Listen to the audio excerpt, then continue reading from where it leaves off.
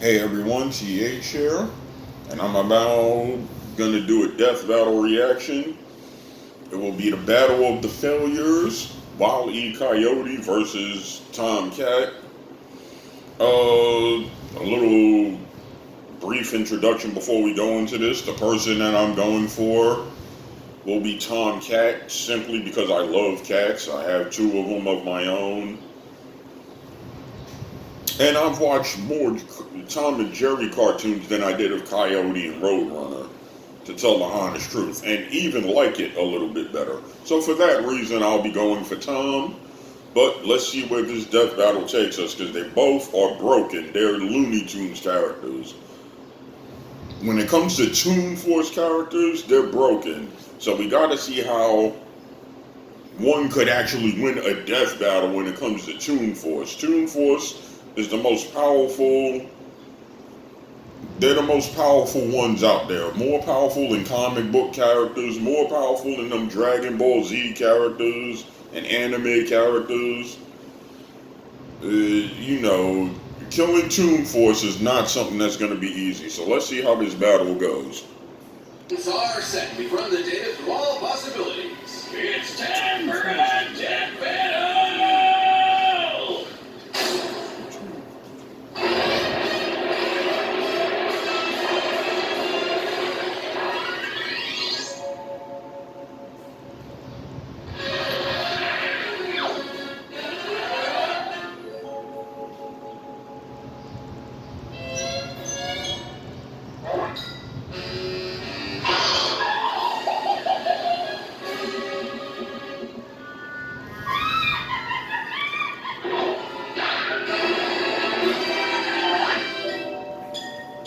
Roadrunner.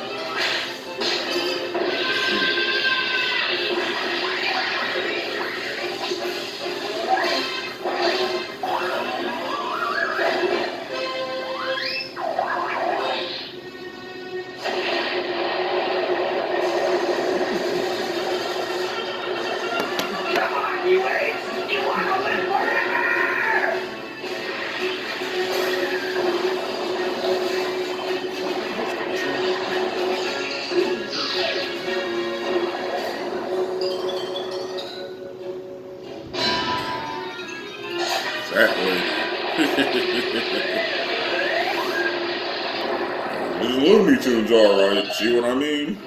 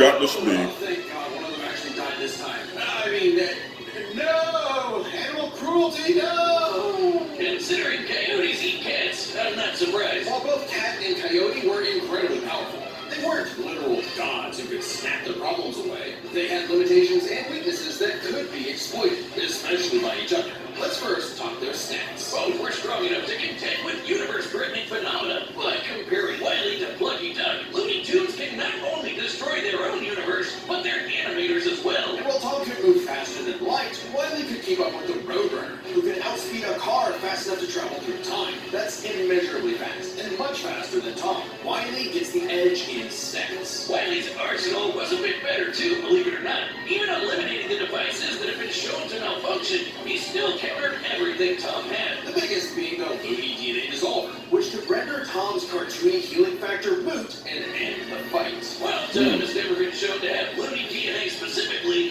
the concept clearly has nothing to do with actual DNA molecules. Looney Tunes have been erased completely and still return, so it's clearly something more fundamental to their essence. And since the Dissolver works on any tunes, not just the Looney ones, it should apply to Tom. But considering how much of a screw-up Wile is, it wasn't a sure bet. Hell, it could have backfired, especially considering how much more competent Tom is. When it came to intelligence, Wile's engineering and scheming genius were often defeated by his own ego and stubbornness. Tom, on the other hand, was consistently more flexible, pragmatic, and victorious in his fights. He definitely gets the edge there. Oh, and Tom has one other big advantage. He doesn't have God nerfing him. And that's the big question. Was Tom capable enough to benefit from Wile's narrative-enforced bad luck and see the DNA Dissolver backfire against him? That bad luck is a core part of Wile's character as a cartoon. So let's call it his, toonliness. To find the answer, we dug deep through the bowels of Looney Tunes lore and ended up in an unexpected place. Space Jam, where Wile yet again fails against the Roadrunner, but against the villains of the movie, the Monstars, he actually scores. And scores again in the sequel, more than anyone else. But according to Chuck Jones's rules,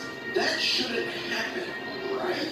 Throughout his entire history, Wile's cosmically ordained failures only occur when he's specifically chasing the Roadrunner, or other tunes that block bends around like bugs, because that's what Chuck Jones's rules were written for, Coyote and Roadrunner cartoons. And even then, looking closely, they've been broken a few times throughout the decades, even during Chuck Jones's tenure. Without the universe nerfing him, there's no reason to think Wile couldn't eventually land a hit with the Looney DNA Dissolver, especially when the only reason it failed was because of the Roadrunner's intervention, a direct violation of Chuck Jones's limitations on the Coyote. And especially when it's the only thing that either one had that could kill the other. Despite lacking Wile's narrative impediments, and despite having a better track record overall, Tom ultimately had no surefire way to kill Wile, whereas Wile's superior strength, speed, and Looney arsenal ensured his victory. Wile gave one hell of a chase. Makes sense.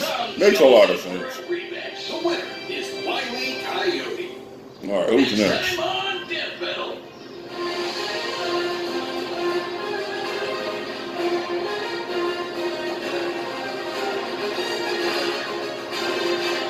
Subscribe and join as a member to see more Death Battle. Thanks for watching.